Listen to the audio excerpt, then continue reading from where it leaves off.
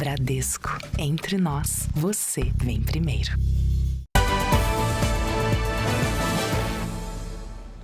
Boa noite para você. Boa noite. O Brasil acordou hoje com imagens de uma cidade inteira devastada por um tornado. Rio Bonito do Iguaçu, de apenas 14 mil habitantes, perdeu 90% das construções em menos de 30 minutos. O governo do Paraná decretou estado de calamidade pública no município. A passagem do tornado matou 6 pessoas, entre elas uma adolescente de 14 anos. Mais de 750 moradores precisaram de atendimento médico.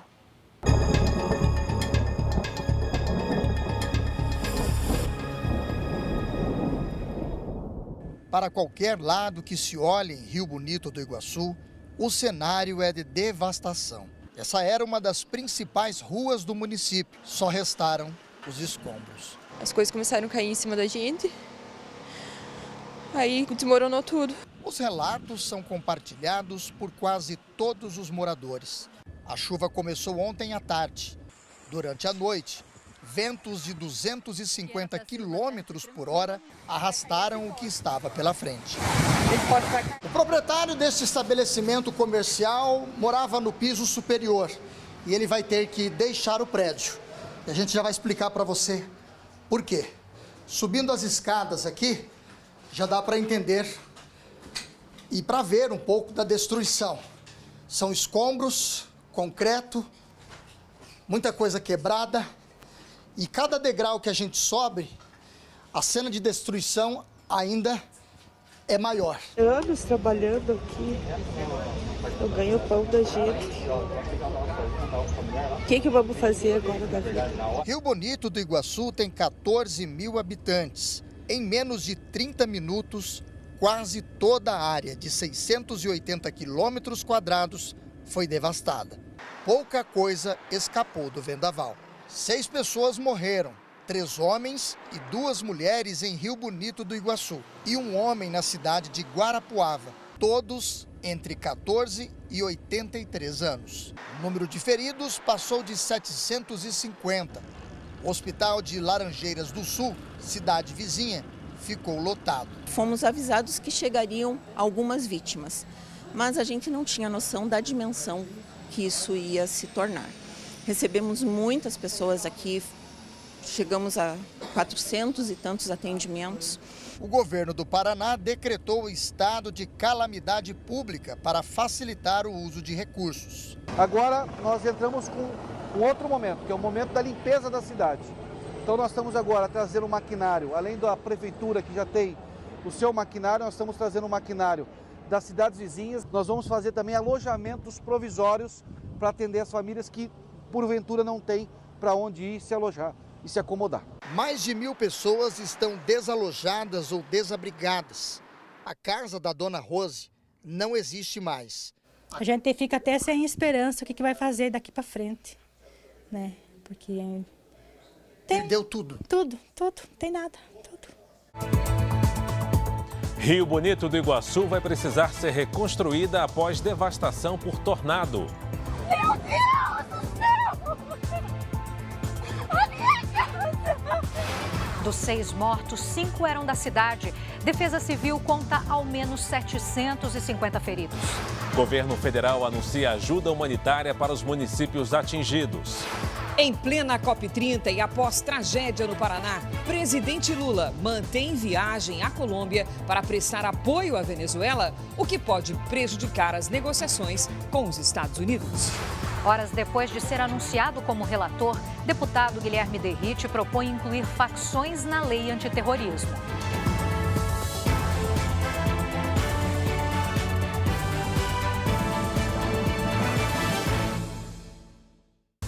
Oferecimento: Bradesco. Fuja de cilada financeira.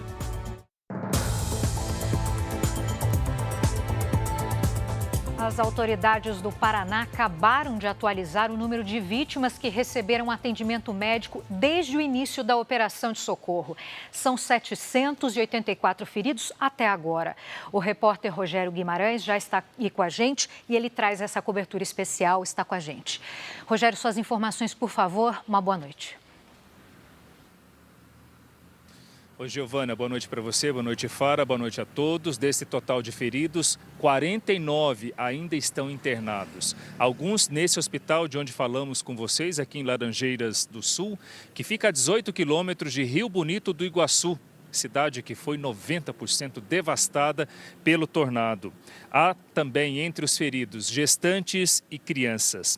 52 pacientes, Giovana, tiveram de ser transferidos para hospitais de maior porte em Guarapuava e Cascavel. Essas pessoas foram feridas por estilhaços de vidro, por pedaços de madeira, pedaços de telhado, zinco, diversos objetos que subiram das casas com a passagem do tornado. Pessoas que tentaram se abrigar nas próprias casas, mas acabaram sendo feridos porque as casas foram completamente destruídas. Eu estive por lá mais cedo, o cenário é de guerra, é um cenário devastador.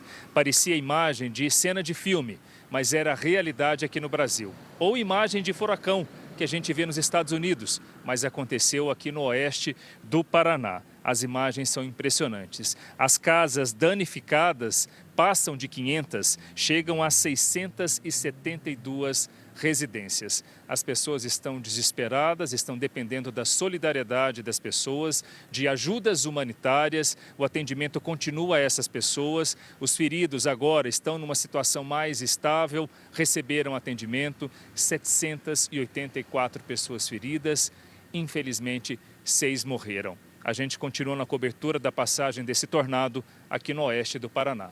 Giovana, Fara.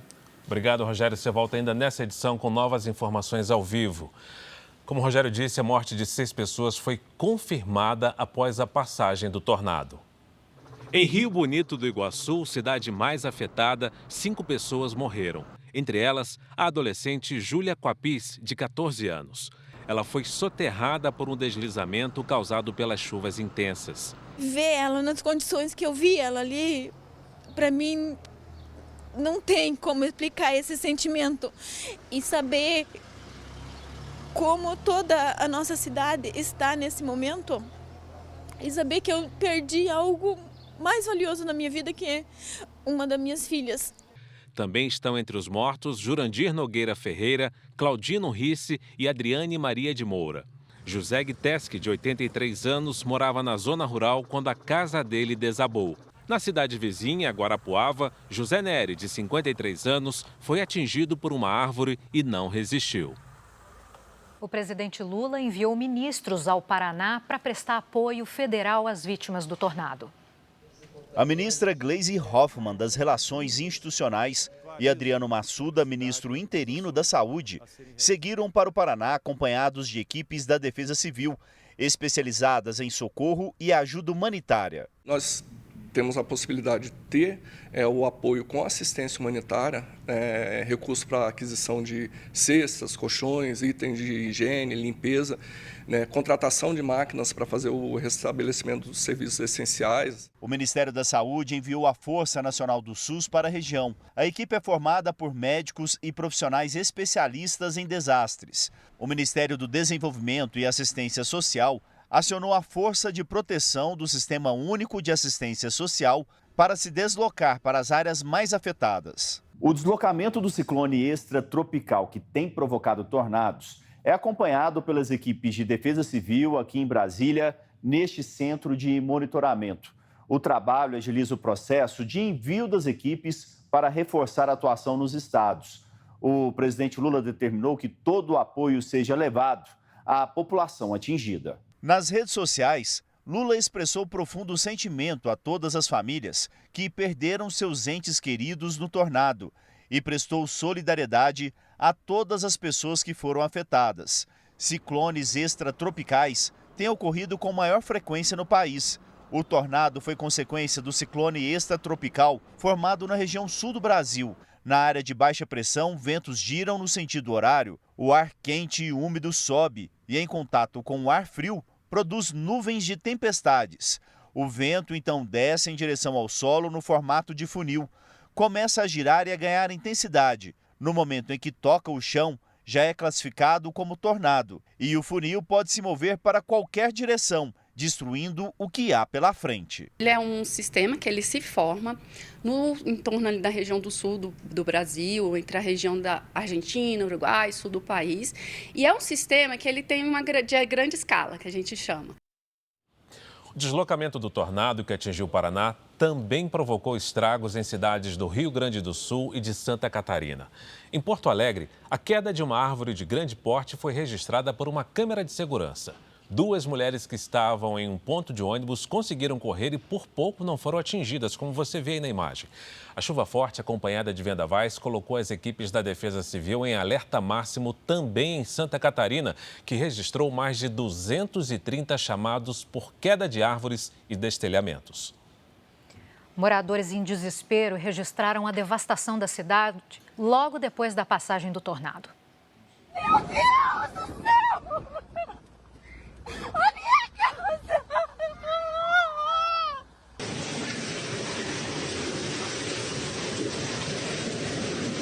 Quando veio, deu tempo de eu só pegar minha família e correr pro banheiro. Coloquei, né, o lugar mais seguro que tinha.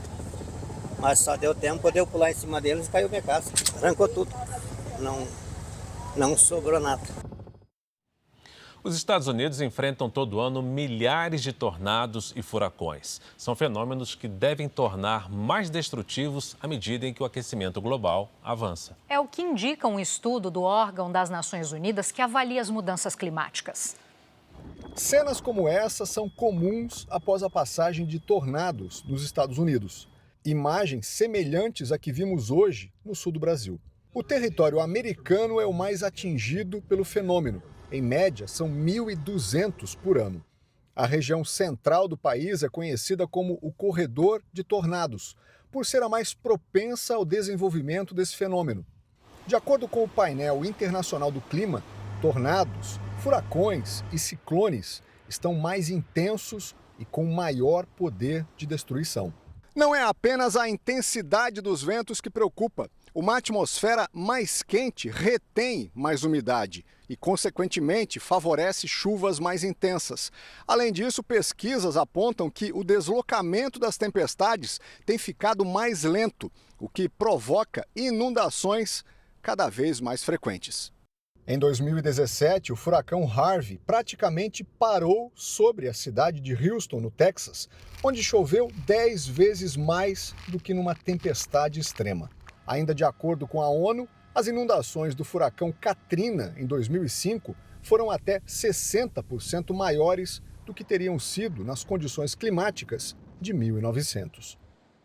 De volta ao Brasil, mais de 100 toneladas de alimentos já foram doadas às vítimas de Rio Bonito do Iguaçu. A solidariedade segue ativa, com pontos de arrecadação em Laranjeiras e novas estruturas sendo abertas. O Rogério Guimarães volta ao vivo com novas atualizações. Rogério. Pois é, Fara, com tanta destruição, a solidariedade faz muita diferença para ajudar as famílias vítimas desse tornado aqui no Paraná. Como você disse, mais de 100 toneladas de alimentos já foram doadas, além de roupas, calçados, móveis e itens de higiene e limpeza. Aqui em Laranjeiras do Sul, 2 pontos de arrecadação estão funcionando e um terceiro será aberto daqui a pouco. Os donativos estão sendo recebidos e imediatamente distribuídos em Rio Bonito, onde as famílias precisam de água potável, comida pronta e roupas adequadas para o frio e para o trabalho de reconstrução. A Defesa Civil Estadual coordena, junto às prefeituras, a instalação de abrigos temporários, além da remoção de entulhos e da limpeza das áreas afetadas. Foram enviados cerca de 300 colchões para receber as pessoas de forma organizada. O governo estadual e federal decretaram estado de calamidade pública em Rio Bonito do Iguaçu, permitindo ações emergenciais para a reconstrução da cidade e liberação de recursos. A Polícia Federal também, Polícia Rodoviária Federal, também está ajudando no recebimento de donativos para as pessoas de Rio Bonito do Iguaçu. Cidade 90% devastada pelo tornado e que até agora está sem energia elétrica. A população está praticamente isolada, viu, Fara, Giovana? Obrigada pelos detalhes, Rogério. E olha, ainda nesta edição você vai ver mais informações sobre o tornado que destruiu cidades do interior do Paraná.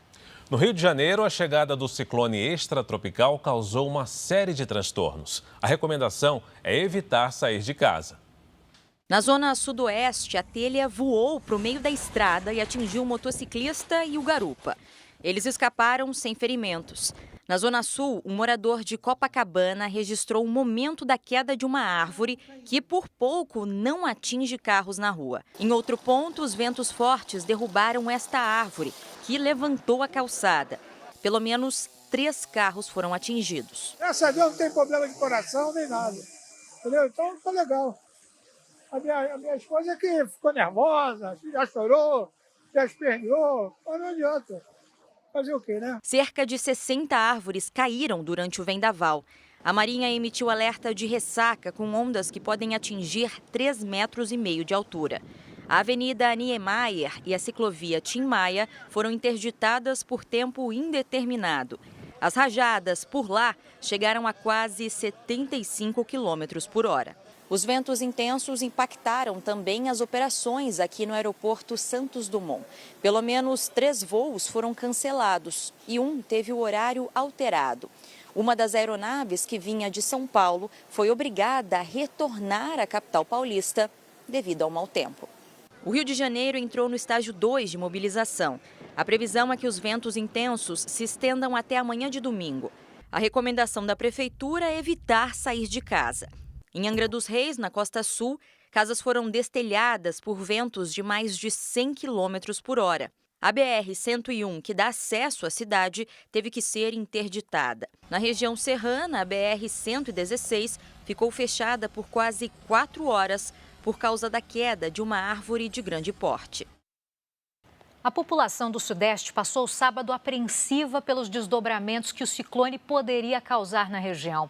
A Lidiane Sayuri já está por aqui e a gente pergunta então, neste domingo, Lidy, o que a gente pode esperar? Boa noite. Oi, Giovana. Olha, amanhã o ciclone se desloca para alto mar, mas a frente fria que está associada a ele ainda pode provocar chuva forte. Boa noite a você. Fara, boa noite. E uma boa noite a você que está com a gente. Há alerta para temporais no norte de Minas Gerais, no Espírito Santo e no sul da Bahia. Em Curitiba, sol entre nuvens e pancadas de chuva até a tarde. Faz 19 graus. Em São Paulo, sol com muitas nuvens e chuva a qualquer hora, máxima de 21. Em Brasília, faz sol, esquenta até os 28 graus e tem previsão de tempestades entre a tarde e a noite. Hoje, os maiores volumes de chuva foram registrados no estado de São Paulo. As imagens de satélite mostram nuvens carregadas em Minas Gerais, no Rio de Janeiro, Espírito Santo e no sul da Bahia. Amanhã, o ar polar ingressa no sul e no sudeste e o tempo fica mais estável. O calor e a umidade ainda favorecem as pancadas de chuva do Amazonas até Goiás, com alerta de temporais no Distrito Federal. Em Florianópolis, máxima de 21 graus. Em Vitória, faz 26, 32 em Cuiabá. Em Belém, 34 e até 31 em Natal. Tempo delivery. A Cíntia é de Ibiporã, no Paraná. Oi, Cíntia, boa noite. Domingo de sol entre muitas nuvens. Faz até 26 graus. Entre segunda e terça, sol e máximas entre 28 e 29 graus. O Carlos é de Rio Branco, no Acre. Olá, Carlos. No domingo, sol com algumas nuvens e temporais até a tarde, máxima de 33. Na segunda e na terça, sol com muitas nuvens e previsão de chuva, faz 34. Participe também do nosso Tempo Delivery. Poste seu pedido nas redes sociais com o nome de uma cidade e a hashtag você no JR. Giovana, Fara. Obrigado, Lidy. Nos Estados Unidos, mais de 1.500 voos foram cancelados hoje por causa da paralisação dos serviços públicos. Passageiros também enfrentaram filas e atrasos em diversos aeroportos do país. Desde ontem, as companhias aéreas começaram a reduzir em 4% as operações como medida de segurança. Sem receber salários, funcionários, mesmo de serviços essenciais, têm apresentado atestados de afastamento e a lentidão em alguns serviços. Ontem, o Congresso não chegou a um acordo para acabar com a paralisação que completa hoje 39 dias. O novo presidente da Bolívia tomou posse neste sábado. Rodrigo Paz, do Partido Democrata Cristão de centro-direita, terá mandato de 5 anos. A vitória dele encerrou 20 anos de governos de esquerda sob forte influência de Evo Morales. No discurso de posse, Rodrigo Paz prometeu que a Bolívia não ficará isolada do mundo. Afirmou ainda que vai abrir a economia e atrair investimentos. Um dos desafios do novo presidente é enfrentar a grave crise econômica com inflação alta e dificuldades para manter os subsídios aos combustíveis. E aqui no Brasil, o presidente da Câmara dos Deputados, Hugo Motta, defendeu as mudanças feitas pelo deputado Guilherme Derrite no projeto de lei antifacção de autoria do governo federal. O relatório preliminar do deputado Guilherme Derrite, do PP de São Paulo, inclui as facções criminosas na lei antiterrorismo em vigor desde 2016. Pelo texto, ações que envolvam domínio de território armado, uso de barricadas e intimidação coletiva terão penas de até 40 anos de prisão. Para os chefes de facções, serão ainda maiores, 65 anos. O presidente da Câmara, deputado Hugo Motta, elogiou as mudanças. Quando o tema é segurança, não há direita nem esquerda, há apenas o dever de proteger, escreveu. Derrite foi oficializado relator um dia depois dele se licenciar da Secretaria Estadual da Segurança de São Paulo. Ele deve reassumir o cargo assim que o projeto for apreciado na Câmara, o que pode ocorrer já na semana que vem. Você acompanha a seguir os gols de sábado pela 33ª rodada do Campeonato Brasileiro. E veja também as últimas notícias sobre o tornado que deixou a cidade de Rio Bonito do Iguaçu, no Paraná, devastada.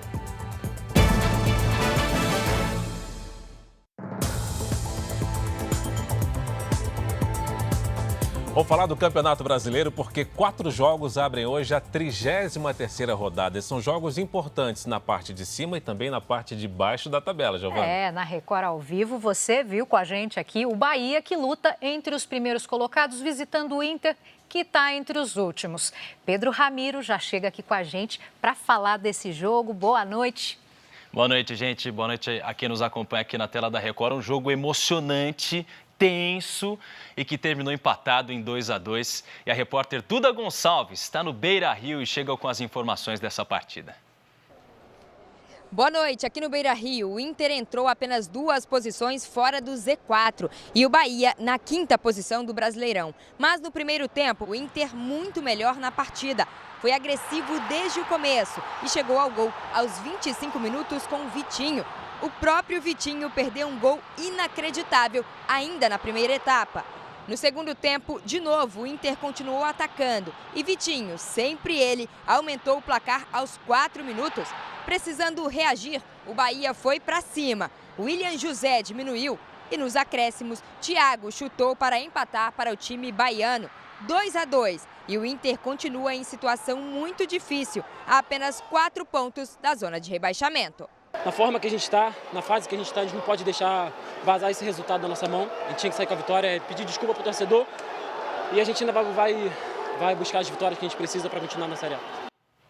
A situação do Inter está bastante complicada. Nas outras partidas do sábado, o Juventude venceu o Vasco no Rio de Janeiro e o Atlético Mineiro derrotou o Lanterna Sport de virada. Léo Pereira abriu o placar para o Sport, nesse lance que você está vendo na tela. E aí no segundo tempo, Léo Pereira de novo marcou o segundo na partida. Só que o Galo reagiu e o Hulk contou com uma falha do goleiro e marcou de falta. Rony ainda empatou o jogo de cabeça. E a virada do Atlético Mineiro veio com Alexander. Esse lance na grande área ele acaba completando e o Rony depois acaba fechando o placar. Sport 2, Atlético Mineiro 4. Já no Rio de Janeiro, o Vasco abriu o placar com o Ryan. Ryan aproveitou o lance na grande área e cabeceou. E aí, na sequência, o Everton empatou para o Juventude, depois de mais um levantamento na área. E ainda no primeiro tempo, Nenê virou o jogo para os gaúchos. Aproveitou a falha e marcou. No fim do jogo, o Marcelo Hermes fez o terceiro para decretar placar final. 3 para o Juventude, o Vasco acabou ficando com apenas um gol na partida. E agora há pouco, começou São Paulo e Bragantino, 33ª rodada do Campeonato Brasileiro na Vila Belmiro.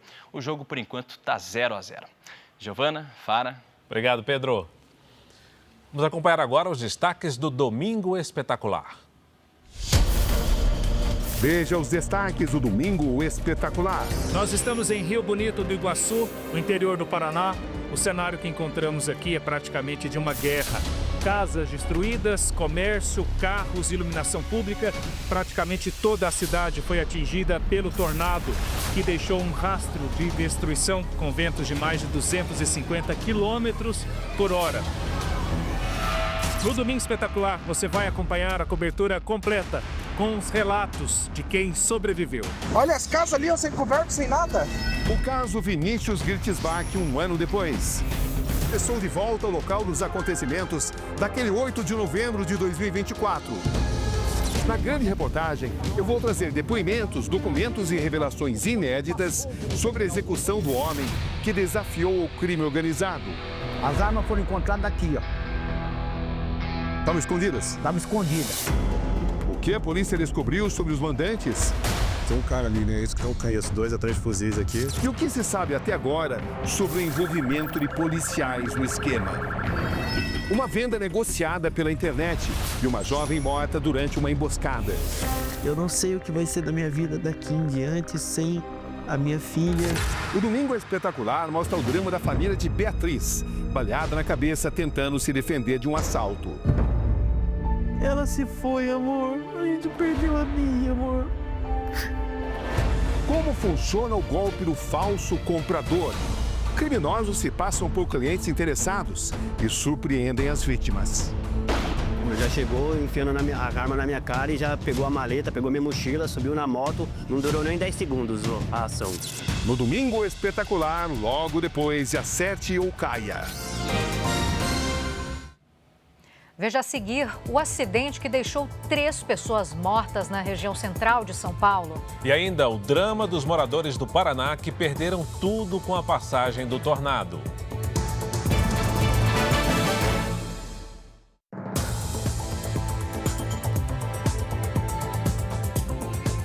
Três pessoas morreram no centro de São Paulo depois que um muro foi atingido por um ônibus e desabou sobre os pedestres. As imagens de câmera de segurança mostram que um pedestre passa na viela. Segundos depois, um outro homem vem em sentido contrário. Quando ele olha para trás, o muro vem abaixo. A queda da estrutura ocorreu depois de uma colisão de um ônibus de turismo que manobrava em um estacionamento no centro da capital. 3 pessoas morreram. Era antes das 9, eu ouvi um estrondo, eu moro aqui em frente, aí eu abri a porta e vi o muro no chão e toda aquela poeira para cima. Testemunhas contam que logo depois do muro desabar, uma das vítimas ainda conseguiu levantar o braço para pedir ajuda. Moradores correram para tirar os escombros. Na sequência, chegou o resgate. Esse homem foi levado para o hospital com múltiplas fraturas e traumatismos, mas não resistiu. Sidney Curzio tinha 65 anos. As 2 outras vítimas são Edinaldo Lopes, de 49, e Kerley Oliveira, de 52. Eles faziam parte de uma associação que funciona na rua onde houve o acidente. Na delegacia, o motorista do ônibus prestou depoimento. Ele deve responder por homicídio culposo quando não há intenção de matar. A defesa do motorista alega que houve falha mecânica no veículo. É motorista experiente, já está acostumado a viajar, né? A questão da documentação estava toda ok, ele tem a CNH, está habilitado, não havia ingerido bebida alcoólica. Lamentavelmente faltou o freio do ônibus.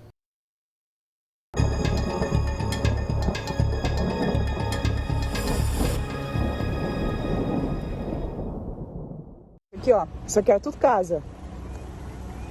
Ali, ó, como é que ficou. Só que a chuva que deu, ó os carros aí na rua. Tudo, gente do céu, tudo no chão. Olha isso aqui. Não sobrou absolutamente nada aqui em cima, cara. Olha isso, cara.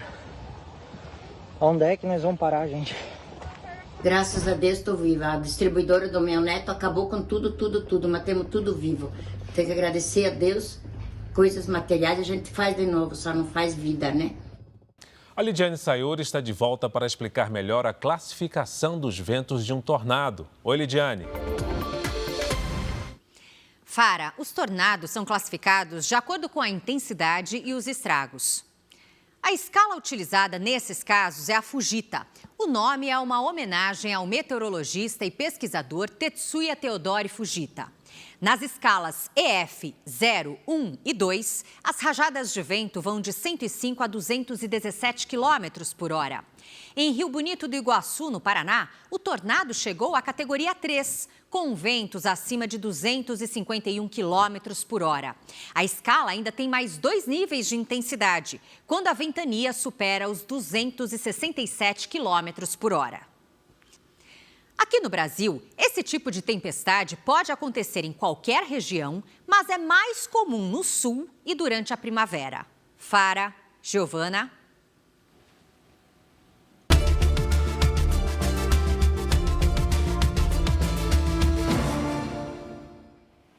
Em Belém, o dia foi marcado pela partida dos chefes de Estado que participaram da Cúpula do Clima e pela chegada das delegações que integram a COP30.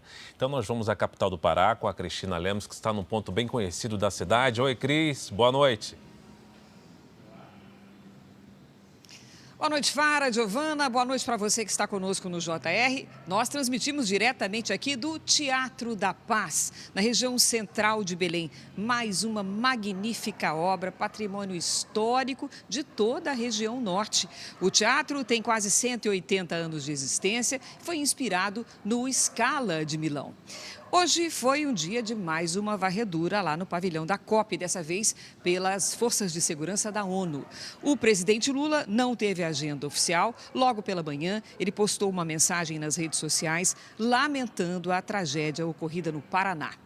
A Ingrid Gribel acompanhou a agenda do presidente e fala agora direto, ao vivo, da Praça Batista Campos. Boa noite, Ingrid.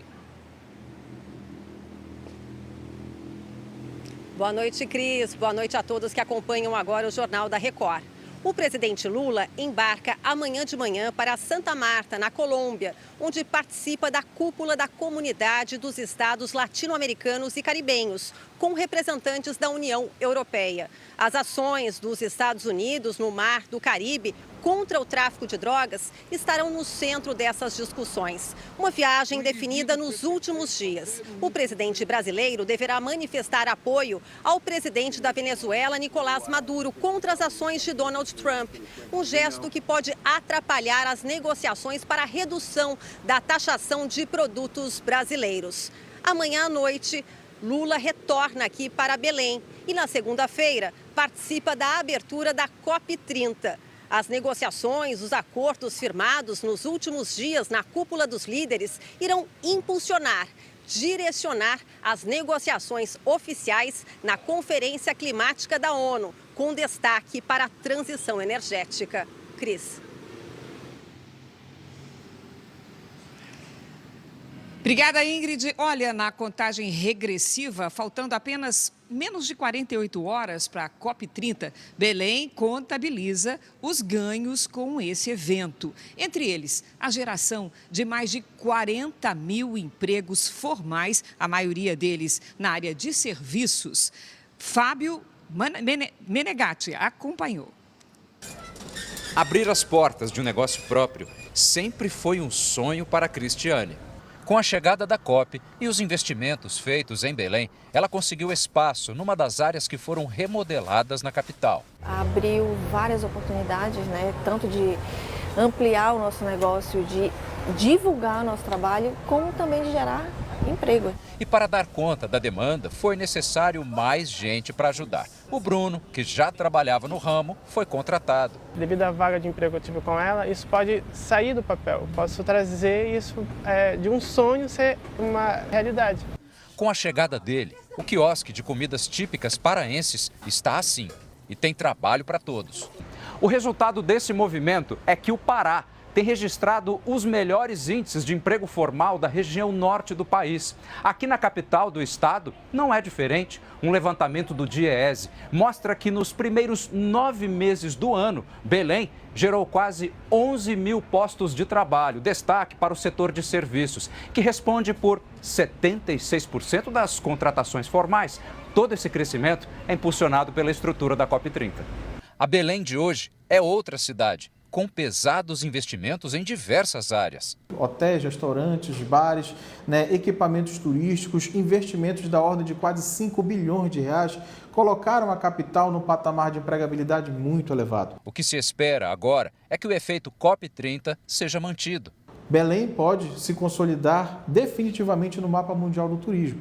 Com isso, histórias como as da Cristiane e do Bruno têm chances de durarem bastante. Isso me trouxe esperança para lá na frente conseguir alcançar meu sonho, o que eu quero. Espero permanecer aqui por um bom tempo e que daqui para frente seja só ampliar ainda mais o meu negócio. E na segunda-feira, dia 10, data da abertura da COP30, à noite, presidente Lula e comitiva comparecem aqui ao Teatro da Paz. Eles vão assistir à estreia da ópera Ijuca-Pirama, baseada no poema de Gonçalves Dias.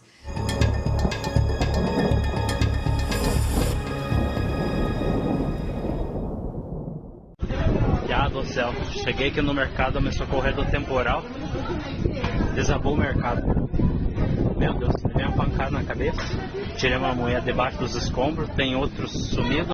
Olha, meu Deus do céu, tombou o carro aqui, ó, tombou o caminhão com o vento.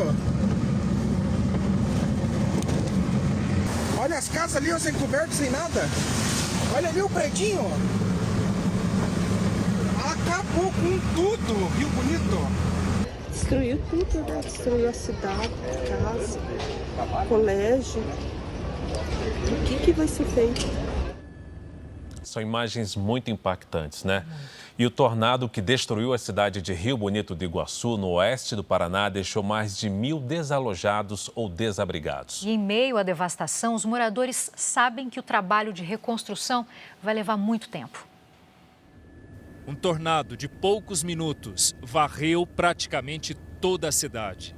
Moradores viram anos de conquistas irem abaixo em apenas meia hora.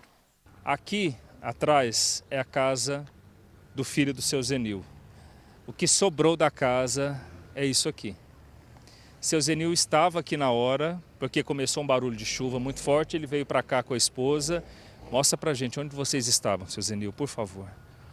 O cenário da casa do filho dele é assustador.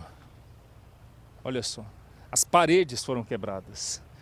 Não apenas o telhado arrancado, mas as paredes quebradas. Tamanha força tinha o tornado que passou por aqui. Vimos aqui, ele se protegeu aqui dentro.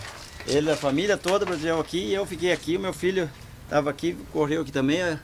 Daí já parou. É segundos, cara. Não é para destruição total, segundo. 6 pessoas morreram, mais de 750 ficaram feridas. O casal Gilmar e Leni faz parte da lista.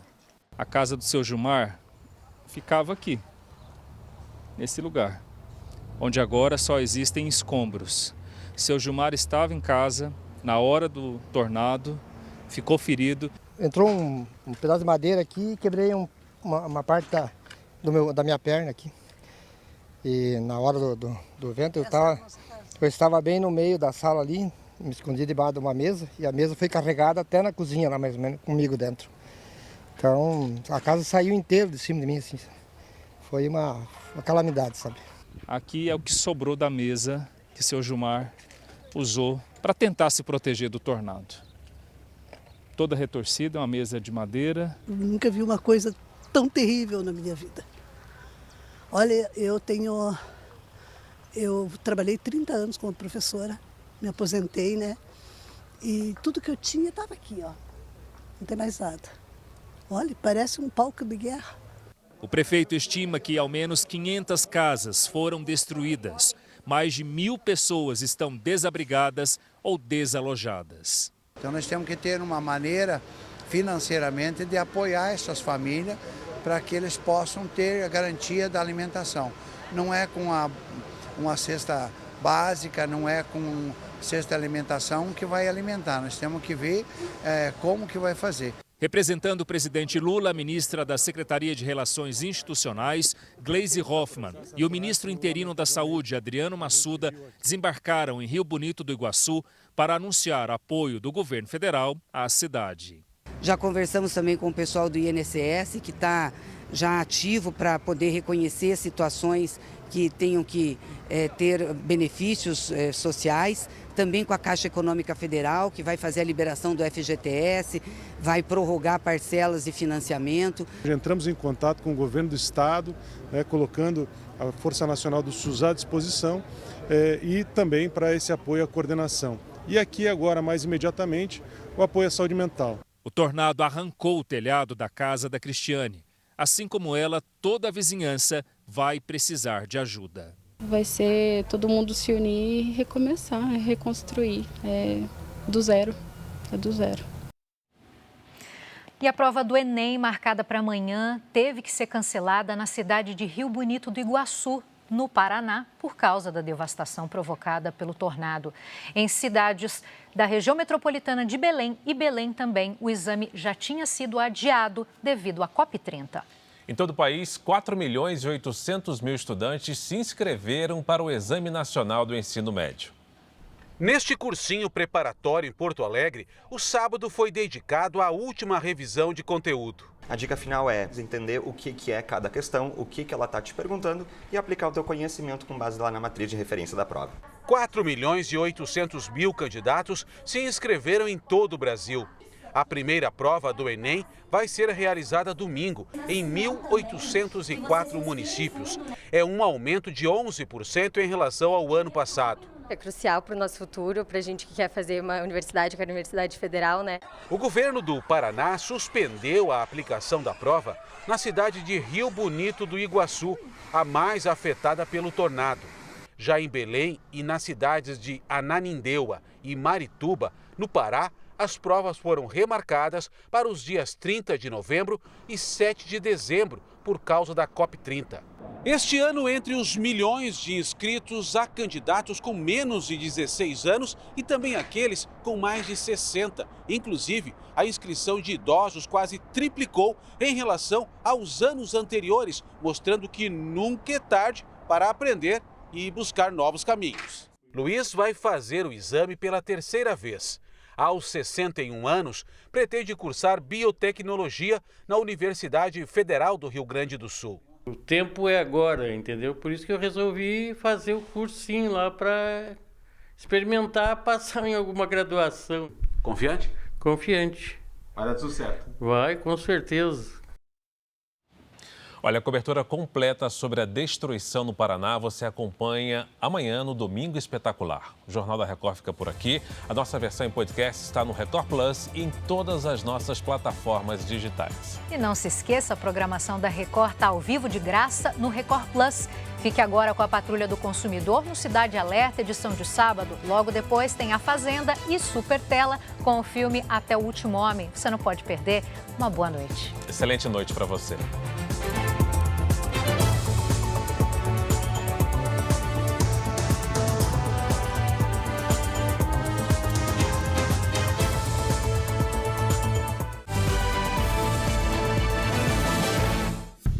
Bradesco, entre nós, você vem primeiro.